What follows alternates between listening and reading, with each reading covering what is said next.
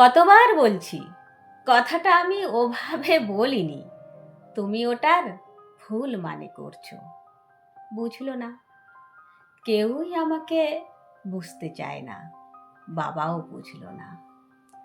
দুঃখ পেল, দুঃখ পেল বোঝবার ভুলে, দুঃখ পেল এমন সন্তানের জন্ম দেবার ভুলে।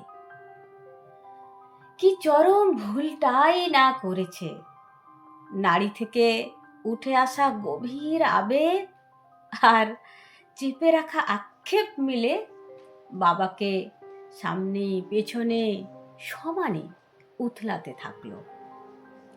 আমার সহ্য হচ্ছিল না কিছুতেই।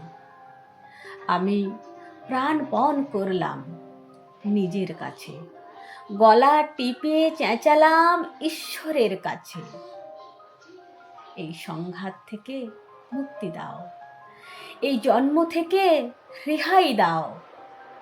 সেই চিৎকারের কোনো জোট ছিল না, ভেঙে গেল ঝুরঝুরি অন্ধকারে। আমি ভেজা চোখ বুজে পড়ে থাকলাম বিছানায়।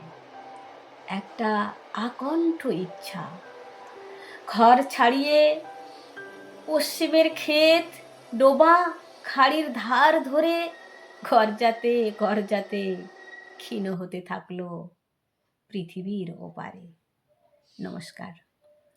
জানি আমি কবিতা পাঠ করতে পারি না, তবুও যদি কেউ এতক্ষণ পর্যন্ত সঙ্গে থেকে থাকেন তাহলে তার প্রতি রইল আমার অসীম কৃতজ্ঞতা। ধন্যবাদ।